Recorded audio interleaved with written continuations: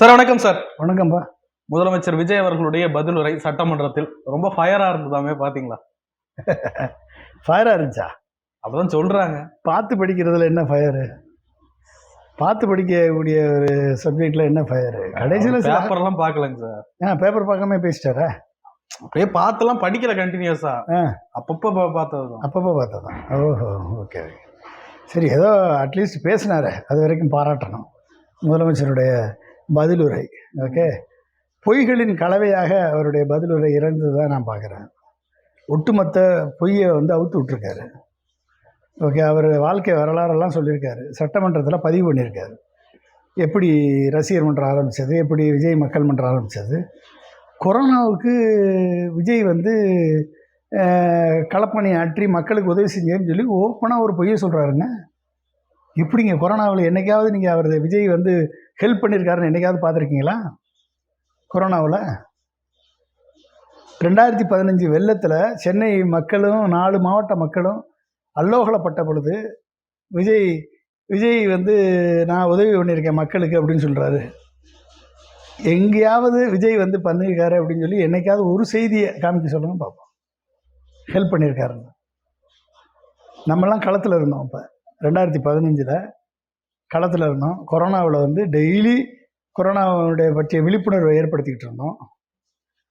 இதை ஓப்பனாக ஒரு சட்டமன்றத்தில் நடக்காத ஒன்றை நடந்ததாக ஒரு முதலமைச்சர் சொல்கிறார் என்று சொன்னால் சட்டமன்றத்தினுடைய மாண்பை இவர் எந்த அளவுக்கு மதித்திருக்கிறார் என்பது வெளிப்படையாக தெரியுது. ஜல்லிக்கட்டு போராட்டத்தில் நான் 10 நாள் அனைத்து போராட்டத்திலையும் கலந்துட்டுருக்கேன்.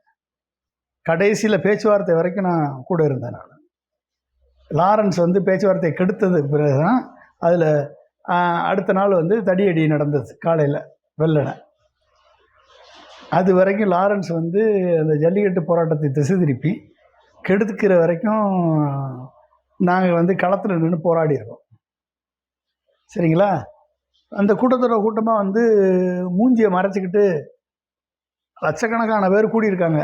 அதில் மூஞ்சியை மறைச்சிக்கிட்டு இவர் யாராவது ஃபோட்டோ எடுத்து வச்சுக்கிட்டு நானும் ஜல்லிக்கட்டு போராட்டத்தில் கலந்து கொண்டேன்னு சொல்லி ஒரு ஓப்பனாக ஒரு பொய்யை அந்த ஜல்லிக்கட்டை தனதாக்கி கொண்டு ஒரு ஓப்பனாக ஒரு பொய்யை பயன்படுத்தி பொய்யை சட்டமன்றத்தில் சொல்கிறாரு அப்படின்னா எப்படிங்க இதை ஏற்றுக்கிறது? கொரோனாவில் கொரோனாவில் பாடுபட்டது 2 பேர். எடப்பாடி பழனிசாமி முதல் வேவை சமாளித்தார். விஜயபாஸ்கர் சமாளித்தார். சமீபத்தில் மறைந்த பியூலா அந்த பியூலா ராஜேஷ் அவங்க கூட இருந்து சமாளித்தாங்க. 2வது வேவை சமாளித்தது திரு மு க ஸ்டாலின் அவர்கள். கொரோனா வார்டுக்குள்ளே தைரியமாக அந்த வயசில் அவர் நுழைந்து மக்களோட மக்களாக இருந்து ஆக்சிஜன் சிலிண்டர் அரேஞ்ச் பண்ணி மக்களோட மக்களாக சேவை செய்தது திமுகவும் அதிமுகவும். ஓப்பனாக இன்றைக்கி நான் கொரோனாவுக்கு பாடுபட்டேன்னு சொல்லி ஓப்பனாக சட்டசபையில் பதிவு பண்ணுறாரு அப்படின்னா எப்படிப்பட்ட ஒரு கடைந்தெடுத்த பொய்யை சட்டமன்றத்தில் ரிஜிஸ்டர் பண்ணுறாரு இந்த ஜோசப் விஜய் என்ற முதல்வர். இது பொய்களின் கலவையாகத்தான். நார்மலாக பொய் சொல்கிறது ஆதவர்ஜனாவும் ராஜ்மோகனும் கேட்குற கேள்விக்கு பதிலை வேறு மாதிரி சொல்லி அரசியல் படுத்தி ஆதாரம் இல்லாத குற்றச்சாட்டுகளை சொல்லி சபாநாயகர் கண்டிக்கக்கூடிய நிலைமைக்கு ஆளாக்கப்பட்டுகிறார்கள் இந்த ஆதவர்ஜனாவும் ராஜ்மோகன் என்ற அமைச்சர்கள். ஆனால் முதல்வரே ஒரு பொய் சொல்லக்கூடியவராக, சட்டமன்றத்திலே பொய் பேசக்கூடியவராக, பொய்களின் மூட்டைகளை அவிழ்த்து விடக்கூடியவராக, தவறான தகவல்களை பதிவு செய்பவராக இருக்கிறார் என்று பார்க்கும் பொழுது உண்மையிலேயே நாம் அதை பார்த்து வேதனைப்படக்கூடிய நிலையில் தான் இருக்கிறோம் மக்கள். முதலமைச்சர் அவர்களுடைய கண்டென்ட்டு ஒரு பக்கம் நீங்கள் அதை விமர்சிச்சிருக்கீங்க. ஸ்பீச் அப்படி இருந்தது, அவருடைய துணி, அவருடைய எக்ஸ்பிரஸ் பண்ண விதமெல்லாம். எக்ஸ்பிரஸ் பண்ண விதம் என்னத்தை இப்படி திரும்பிக்கிட்டே பார்த்து படிச்சுக்கிட்டே இருந்தார். வேறு என்ன எக்ஸ்பிரஸ் பண்ணார்? கடைசியில் ஒரு ஆக்ஷன் கொடுத்தாரு. டான்ஸ் மட்டும்தான் ஆடலை. கடைசியில் ஒரு ஆக்ஷன் கொடுத்து என்ன சொன்னார் அப்படின்னா, சோழியை முடிச்சிட்டேன். யாரை சோழியை முடித்தேன்? எனக்கு ஆதரவு கொடுத்த காங்கிரஸை, எனக்கு ஆதரவு கொடுத்த விசிகாவை, எனக்கு ஆதரவு கொடுத்த கம்யூனிஸ்ட்டை, எனக்கு ஆதரவு கொடுத்த ஐஎம்எல்லை, நான் குதிரை பேரத்தில் தூக்கி வந்த டிடிவி தினகரனுடைய கட்சியை சேர்ந்த அம்மா மக்கள் முன்னேற்ற கழகத்தினுடைய எம்எல்ஏவை அதிமுகவிலேருந்து பிரிஞ்சு வந்து ஸ்பிரிண்டர் குரூப்பை எல்லாரையும் சோழியை முடிச்சிட்டேன், கதம் முடிச்சிட்டேன்னு சொல்லி சொன்னார். ஓகே, என்ன சொன்னார் அவர்? மக்களால் தேர்ந்தெடுக்கப்பட்டிருக்கேன், இவங்க சப்போர்ட் பண்ணி நான் வரலை, இவங்க ஏதோ சப்போர்ட் பண்ணி நான் வரலை, மக்கள் எனக்கு ஆதரவு கொடுத்துருக்காங்க அப்படின்னாரு. மக்கள் ஆதரவு வந்து விஜய் ஜெயிக்கட்டும்னா விசிகாவுக்கு ஓட்டு போட்டாங்க, விஜய் ஜெயிக்கட்டும்னா கம்யூனிஸ்ட்டுக்கு ஓட்டு போட்டாங்க, சிபிஐக்கு சிபிஎம்முக்கும். விஜய் ஜெயிக்கட்டும்னா ஐஎம்எலுக்கு ஓட்டு போட்டாங்க, விஜய் ஜெயிக்கட்டும்னா காங்கிரஸுக்கு ஓட்டு போட்டாங்க. சொல்லுங்கள், யார் ஜெயிக்கணும்னு ஓட்டு போட்டாங்க? திமுக கூட்டணி ஜெயிக்க வேண்டும் என்று மக்கள் ஓட்டு போட்டார்கள். திமுக கூட்டணிக்கு வெற்றி பெற வேண்டும் என்று மக்கள் ஓட்டு போட்டார்கள். அந்த கூட்டணி கட்சியை தீய சக்தி என்று சொல்லிவிட்டு, அந்த தீய சக்தி கூட்டணியில் கல்லாப்பட்டி கூட்டணி என்று அவர்களை தரம் தாழ்த்தி பேசிவிட்டு, அவர்களுக்கு நான் வந்து அமைச்சர் பதவி தருகிறேன் என்று அவர்கள் பின்னாலேயே சென்று அலைந்து விட்டு, திருமாவளவன் பின்னாடி ஃபோனுக்கு மேலே ஃபோனு, விஜய் பேசி, ஆதவர்ஜனா பேசி, நேரடியாக பார்த்து பேசி, திருமாவளவனை பிடிச்சி உங்களுக்கு நாங்கள் மினிஸ்டர் பதவி தர்றோம், நீங்கள் உள்ளே வரணும். அதே மாதிரி கம்யூனிஸ்ட்டு அவர்கள்ட்ட போய் பேசி, சு வெங்கடேசனை வச்சு வேல்பாரியில் வந்து விஜய் நடித்து கொடுத்துருவான்ற நம்பிக்கையோடு இருக்கக்கூடிய சு வெங்கடேசன், அவரெல்லாம் ஒரு கம்யூனிஸ்ட் சித்தாந்தவாதி நான் நினச்சிக்கிட்டு இருந்தேன். பட் அவர் ஒரு சந்தர்ப்பவாதின்றதை அவர் ப்ரூவ் பண்ணியிருக்காரு சு வெங்கடேசன். அடுத்து ஐயுஎம்எல் வந்து ஒட்டுமொத்தமாக திமுகவுடன் தான் நாங்கள் எப்பொழுதும் பின்னாலே இருப்போம், நாங்கள் துரோகம் செய்ய மாட்டோம்லாம் பேசி வீரவசனம் பேசிய காதர் மைதீன் அவர்கள் இன்றைக்கு வந்து தான் சொன்னதை 6வது கடமையாக திமுக மதச்சார்பற்ற கூட்டணிக்கு வாக்களிக்க வேண்டும் என்று சொல்லிவிட்டு சொன்னதை ஒரு நிருபர் வந்து சுட்டி காட்டும் பொழுது இந்த நிருபர் மேல் கோவப்படுறாரு. அப்போ ஆசை, பதவி, வெட்கம் அறியாது என்பதற்கு இவர்களெல்லாம் எடுத்துக்காட்டு. அப்போ எப்படிப்பட்ட திமுகவினுடைய கூட்டணி கட்சிகளாக இருந்த இந்த கட்சிகளுக்கெல்லாம் பதவி ஆசை காட்டி, குதிரை பேரம் நடத்தி, சோபா மாடல் அரசு என்று பெயர் வாங்கி இன்றைக்கு வந்து ஆட்சியை தக்க வைத்து கொண்டு சட்டமன்றத்தில் வந்து இவர்களால் நான் ஆட்சிக்கு வரவில்லை, இவர்களெல்லாம் சுயேட்சையாக முடிவெடுத்தார்கள், திமுக தலைவர் சொல்லி இவர்கள் ஆதரவை கொடுக்கவில்லை. 3 வட்டம் போய் பார்த்தாங்க திமுக தலைவரை, வேறு இந்த கூட்டணி கட்சிக்காரங்களாம். காங்கிரஸ் மட்டும்தான் முதுகில் குத்திட்டு ஓடினது, டிச் பண்ணிட்டு ஓடினது. விசிகா, கம்யூனிஸ்ட்டு, ஐஎம்எல் வந்து 3 வட்டம் பார்த்தாங்க. பார்த்து இந்த 3 வட்டமும் பெருந்தன்மையாக நடந்து கொண்டார் திரு மு.க. ஸ்டாலின் அவர்கள். நீங்கள் ஆதரவு கொடுக்கணும்னா கொடுங்க, நான் தடை செய்ய மாட்டேன் என்று சொன்னவர் திரு மு.க. ஸ்டாலின் அவர்கள். அவர் அன்னைக்கு நிறுத்தியிருந்தார்னா, ஆதரவு கொடுக்காதீங்கன்னு விசிகாவை சொல்லியிருந்தார்னா, ஓகே, இந்த ஆட்சி மலர்ந்திருக்காது. கவர்னர் அடுத்த ஆப்ஷனுக்கு போயிருப்பார். நெக்ஸ்ட் ஆப்ஷன் வந்து திமுகவுக்கு அழைப்பு விடுத்திருப்பார். திமுக அந்த அழைப்பை நாங்கள் ஏற்றுக்கொள்ள மாட்டோம், நாங்கள் எதிர்க்கட்சியாக இருக்கிறோம் என்று சொல்லியிருப்பார்கள். அதுக்கு அடுத்த ஆப்ஷன் அதிமுகவுக்கு போயிருப்பார். அதிமுக அந்த அழைப்பை ஏற்றிருக்கும், திமுக வெளியிலிருந்து ஆதரவு சொல்லியிருக்கும். ஒன்று அதிமுக கவர்மெண்ட் ஃபார்ம் பண்ணியிருக்கோம், இல்லை திருமாவளவன் சீஃப் மினிஸ்டர் ஆகிருப்பார். அதிமுக அதில் இப்போ கவர்மெண்ட் ஃபார்ம் பண்ணியிருக்கு. இந்த இது நடந்திருக்கும். இது நடக்காமல் தடுத்து 108 சீட்டு நீங்கள் வாங்கியிருக்கீங்க, நீங்கள் ஆட்சி தொடருங்கள் என்று சொல்லிய பெருந்தன்மை உள்ள திரு மு.க. ஸ்டாலின் அவர்களை இன்றைக்கு சிறுமைப்படுத்தும் விதமாக, சபையின் மாண்பை வந்து சீர்குலைக்கும் விதமாக பேசி அமர்ந்திருக்கிறார். வெளிப்படை எதுவும் பேசலையா ஜோசப் விஜய் அவர்கள். என்ன சொன்னார்?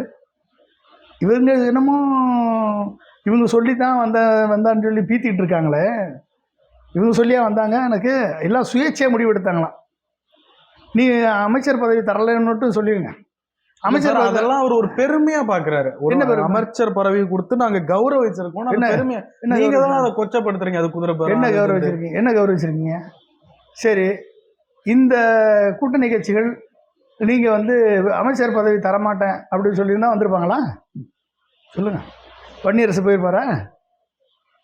கம்யூனிஸ்ட் போயிருப்பாங்க. முதல்ல அவங்க நிபந்தனைன்ற ஆதரவு தான், நிபந்தனை இல்ல ஆதரவு தான். நிபந்தனையற்ற ஆதரவு. அதுக்கப்புறம் ஒரு வெகுமதியா கொடுத்தாங்க, வாங்கிக்கிட்டாங்க. இதுல என்ன தப்பு? வெகுமதியாக கொடுத்துருக்காங்க அப்படின்னா ஏற்றுக்கலாம். வெகுமதியாக கொடுத்துருக்காங்க.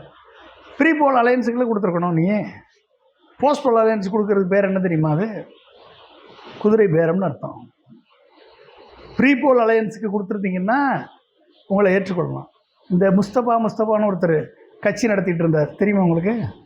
தமிழ்நாடு அவர் வந்து பிடிஆரை எதிர்த்து நின்று ஜெயிச்சவர். அவர் தானே ஜெயிச்சார். அவர் தனி கட்சி தானே வச்சுருக்காரு.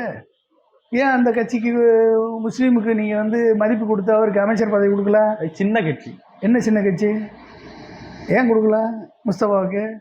இந்த தமிழ்நாடு இளைஞர் கட்சின்னு டிவியில் வந்து உங்களுக்காக முட்டு கொடுத்துட்டு இருந்தாங்களே, தமிழ்நாடு இளைஞர் கட்சி, ஒரு 4-5 பேர் பசங்க இருக்காங்க. அந்த இளைஞர் கட்சி உங்களோட கூட்டணி தானே? ஏன் கொடுக்கல அவங்களுக்கு சீட்டே கொடுக்கலையா? ஏன் கொடுக்கல? காமராஜர் பேத்தி ஒரு அம்மா இருந்தாங்க, காமராஜர் பேத்தின்னு. அவங்க உங்கள் கட்சியில் சேர்ந்தாங்க. திமுகவில் சீட்டு கிடைக்கலன்னு சுற்றிட்டு இருந்தாங்க. உங்கள் கட்சியில் சேர்ந்தாங்க. சீட்டு கொடுத்தீங்களா? காமராஜர் பேத்திக்கு, காமராஜரை கொள்கை தலைவராக ஏற்றுக்கொண்ட நீங்கள் காமராஜர் பேத்திக்கு வந்து அமைச்சர் பதவி கொடுத்தீங்களா? பெண்கள் 4 பெண்களுக்கு கொடுத்துருன்னு சொல்லுங்க. அந்த 4 பெண்களுடைய பயோடேட்டா சொல்லுங்க பார்ப்போம். சட்டமன்றத்தில் சொல்ல முடியுமா? படிக்காமல் சொல்ல முடியுமா? கேட்காம துண்டுச்சீட்டு இல்லாமல் பேச முடியுமா? 8 தலித்துக்களுக்கு நான் வந்து பதவி கொடுத்து சமூக நீதி நிலைநாட்டியிருக்கிறேன் என்று சொல்லிய ஜோசப் விஜய் அந்த 8 தலித்து எம்எல்ஏக்களது பின்புலம் என்ன, அவர்கள் யார், எப்படிப்பட்டவர்கள், எந்த தொகுதியை சேர்ந்தவர்கள், அவர்கள் பெயர் என்ன என்று யாரும் எழுதி கொடுக்காமல் சொல்ல முடியுமா? விஜய் சொல்ல முடியுமா? என்ன சார் நீங்கள் ஏதோ அசம்பாவிதத்தில் ஆட்சி அமைத்து விட்டு சமூக நீதியை காப்பாற்றுறேன்னு பொருளாக வர்றீங்க, பெண்களுக்கு மதிப்பு கொடுத்துறேன்னு பொருளாக வர்றீங்க, நான் கூட்டணி கட்சிகளுக்கு மதிப்பு கொடுத்துறேன்னு பொருளாக. உன் கூட இருந்த கூட்டணி கட்சியில் இருந்த எம்எல்ஏக்கே நீ வந்து அமைச்சர் பதவி கொடுக்கலையே, சொல்லுங்கள். முஸ்தபா கொடுத்தீங்களா? தமிழ்நாடு இளைஞர் கட்சி உங்களோட கூட்டணி தானே வச்சுருந்தான், அவனுக்கு சீட்டாவது கொடுத்தீங்களா? அப்போ நீங்கள் யாருக்கு கொடுத்தீங்க சீட்டு? இப்போ யாரை கொண்டாந்து சேர்த்துருக்கீங்க சொல்லுங்கள். அதிமுகலேருந்து 4 எம்எல்ஏக்கள் ரிசைன் பண்ணி உங்கள்கிட்ட வந்திருக்காங்க. இன்னொரு எம்எல்ஏ விஜயபாஸ்கர் ரிசைன் பண்ணி வெயிட்டிங்கில் இருக்கார், இன்னும் பேரம் படியில்லைன்னு நினைக்கிறேன். இப்போ இன்னைக்கு போய் வேலுமணி வந்து துண்டு போட்டிருக்காரு, சரியா? இன்னும் 6 பேரை கூப்பிட்டு வேலுமணி கூட்டிகிட்டு போனார்னா மொத்தம் 12 பேர் வந்துடும். இந்த 12 பேர் வந்த பிறகு தானாக மந்திரி பதவிக்காக ஓடி சென்று ஆதரித்த காங்கிரஸும் விசிகா அவர் தலைவர் அவருக்கு வந்து மந்திரி பதவி வேணுன்ற ஆசை திருமாவளவனுக்கு இல்லை. ஆனால் கட்சிக்காரர்கள் அத்தனை பேரும் மந்திரி பதவியை நாம் பெற்றுக்கொள்ள வேண்டும் என்று சொன்னவர்கள் தான். அவர்களுக்கும் கம்யூனிஸ்ட்டு வெளியே இருந்து ஆதரவு கொடுக்குறாங்க, அவங்களுக்கு ஒன்றும் பிரச்சனை இல்லை. ஐஎம்எல் இன்றைக்கு வந்து பதவிக்காக திரு காதர் மொய்தீன் அவர்கள் தன் நிலையை தரம் தாழ்த்தி கொண்டு நிற்கிறாரு. இன்னும் 2 எம்எல்ஏக்களோட வைகோ கியூவில் நிற்கிறாரு. ஓகே, இவர்கள் எல்லாத்தையும் கதம் முடிச்சிட்டேன், சோழியை முடிச்சிட்டேன், என்கிட்ட வந்தவங்க அத்தனை பேர் சோழியை முடிச்சிட்டேன்னு இப்படி சைகை காமிச்சார். இவர்களது நிலைமை அவ்வளோதான். இதுதான் அவர்களது நிலைமை. புரிஞ்சுக்கிட்டீங்களா? 12 பேர் இடைத்தேர்தலில் நின்று எனக்கு அறுதி பெரும்பான்மை இல்லாததால் என்னை வந்து ஆட்சி சரியாக நடத்த முடியவில்லை என்ற பொய்யை மீண்டும் போய் அவர் சொல்லுவார். மக்கள் அவருக்கு நம்பி வாக்களிப்பார்கள். அந்த 12 பேர் எம்எல்ஏக்களாக வந்துட்டா அதுக்கப்புறம் காங்கிரஸு, விசிகா, கம்யூனிஸ்ட்டு, ஐஎம்எல் என்னுடைய நிலைமை பரிதாபகரமான நிலைமைக்கு செல்லும். ஓகே, அதுக்கப்புறம் இவங்க வந்து அமைச்சர் பதவியில் இருந்தான்னா இல்லாட்டானே என்ற நிலை ஏற்படும். இதெல்லாம் நடக்க போது நீங்கள் பாருங்கள். நீங்கள் வந்து 118 சீட்டில் விஜய் ஜெயிச்சிருந்தா இவர்களையெல்லாம் கூட்டு பதவி கொடுத்துருப்பாரா சொல்லுங்கள்? கம்யூனிஸ்ட் கூட்டிருப்பாரு. அவர் முன்னாடி அறிவிச்சாருங்க சார் மாநாட்டில் ஆட்சியில் பங்கு அதிகாரத்தில் பங்கு. ஆமாம், ஆட்சியில் பங்கு அதிகாரத்தில். உங்க கூட கூட்டணி சேர்ந்த கட்சிக்கு நீ கொடுத்தியா அதிகாரத்தில் பங்கு? முஸ்தபா கொடுத்தியா சொல்லுங்க சார்? அதுக்குன்னு அந்த ஒரு கேட்டகரி இருக்குல்ல சார். என்ன கேட்டகரி? காங்கிரஸ்க்கு 2 கொடுத்தாரு, ஏன்னா பெரிய கட்சி 5 எம்எல்ஏ. பிசிகாவுக்கு ஐஎம்எலுக்கு 1 கொடுத்தாரு, சின்ன கட்சி 2. யாரா இருந்தாலும் உங்க கூட்டணி கட்சி இல்ல. முஸ்தபா கூட்டணி கட்சியா இல்லையா? அவங்க எதிர்ப்பு தெரிவிக்கல சார். எதிர்ப்பு தெரிவிக்கல, நீ கொடுத்துருக்கணுமா இல்லையா? ஆட்சியில் பங்குல கொடுத்துருக்கணும். அப்போ வந்து இளிச்சவயனா இருந்தால் என்ன வேணாலும் பண்ணுவீங்களா நீங்கள் சொல்லுங்கள்? எம்எல்ஏ பதவியே பெருசு அப்படின்னு அந்த ஆள் நினச்சிக்கிட்டு இருந்தாருன்னா அந்த ஆளுக்கு பதவியில் அதிகாரம் கொடுக்க மாட்டிங்களா சொல்லுங்கள்? யாருக்கிட்ட கொடுக்கணும் ஃபஸ்ட்டு ப்ரிஃபரன்ஸு? உனக்கு ஃப்ரீ போல் அலையன்ஸில் இருக்க கூட்டணி கட்சிக்கு தான் ஃபஸ்ட்டு ப்ரிஃபரன்ஸ் கொடுக்கணும். நீ போஸ்ட் அலையன்ஸ் கொடுக்குறேன்னா நீ குதிரை பேரம் நடத்துகிற, ஆட்சியை தக்க வைக்கிறதுக்காக நீ வந்து கொடுக்குறேன்னு தானே அர்த்தம். இதில் என்ன பெரிய மூடி மறைக்க வேண்டியது இருக்குது? இதில் என்ன மூடி மறைக்க வேண்டியது இருக்குது? சொல்லுங்கள் பாப்போம். இதில் என்னங்க சிதம்பரம் ரகசியம் இருக்குது? It is open secret of horse trading. வேறு என்ன சொல்லுங்க? அப்போ என்னமோ தூய சக்தி, அதாவது அப்பாவை காணோம்னு தேடினேன்னு ஒரு சின்ன குட்டி கதை சொல்லி ஸ்டாலின் அவமானப்படுத்தினேன்.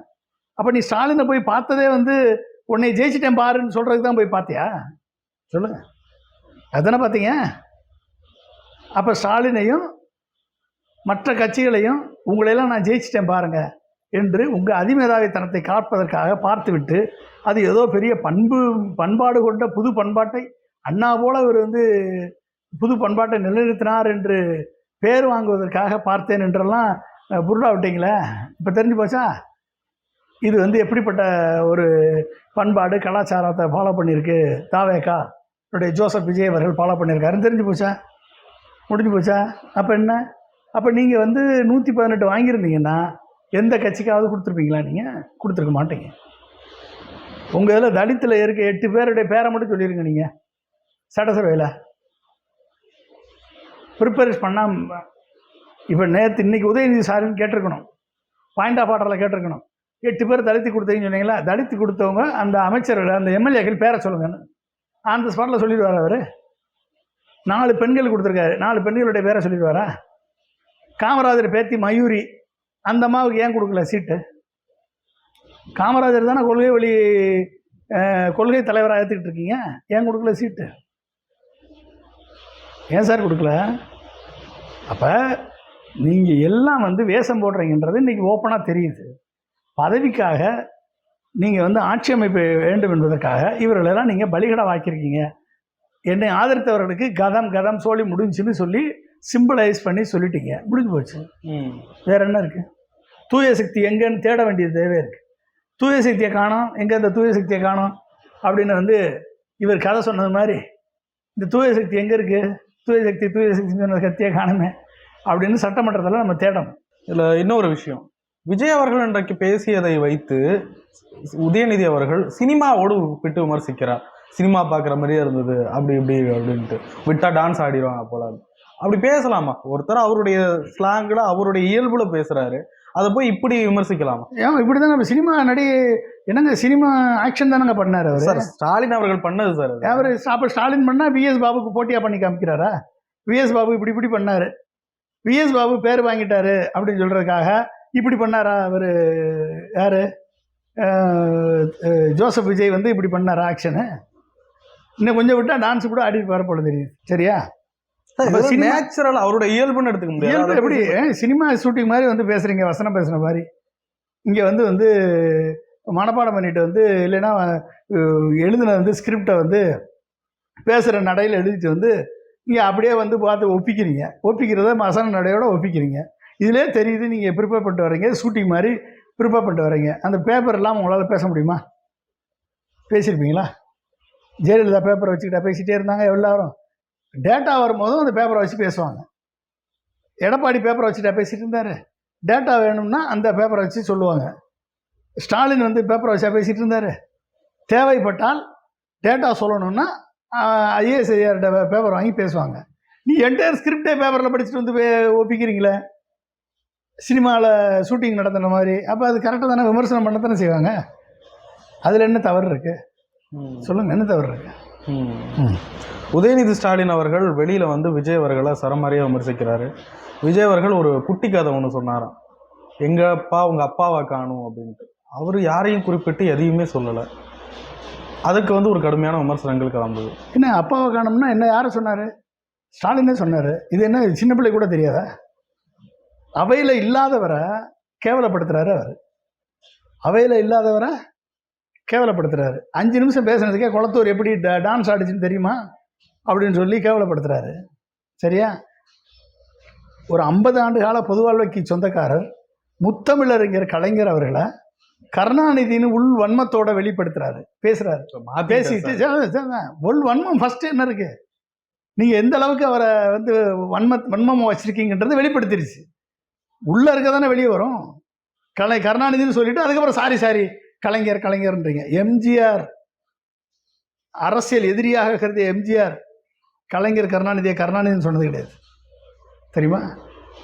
அப்படிப்பட்ட எம்ஜிஆரே வந்து போற்றி கலைஞர் கருணாநிதியை இன்னைக்கு நீங்கள் கருணாநிதின்னு சொல்கிறீங்க.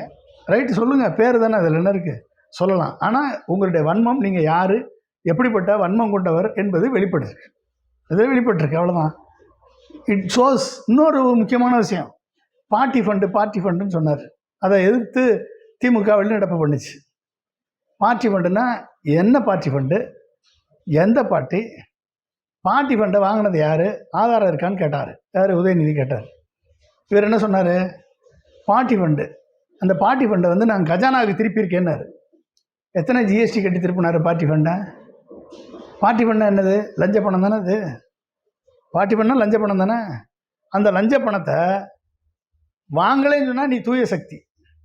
அந்த பார்ட்டி ஃபண்டை நான் கஜானாவுக்கு திருப்பியிருக்கேன்னு சொன்னால் ஜிஎஸ்டி கட்டி திருப்பினியா அந்த பார்ட்டி ஃபண்டை? அப்போ நீ லஞ்சம் வாங்கியிருக்கியா? சொல்லுங்கள். பாட்டிலுக்கு 10 ரூபான்னு சொன்னீங்க. 10 ரூபாய்க்கு ஆயிரக்கணக்கான கோடி வருது. ஒட்டுமொத்த கோடியையும் செந்தில் பாலாஜி தான் அடிக்கிறாரு. அந்த பணம் வந்து ஸ்டாலின் வரைக்கும் போகுது. ஸ்டாலின் டேக்ஸ்ன்னு சொன்னீங்க. இன்றைக்கி பாட்டிலுக்கு 20 ரூபா 30 ரூபா அடிக்கிறானே உங்கள் ஆட்சியில். தடுக்க முடிஞ்சுதா உங்களால்? நீங்கள் தூய சக்தியா?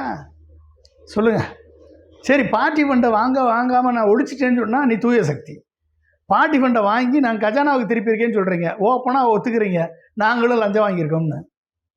ஓப்பனாக சட்டசபையில் ஒத்துருக்கீங்க. பார்ட்டி ஃபண்டை வாங்கி நான் கஜானாவுக்கு திருப்பியிருக்கேன்னு.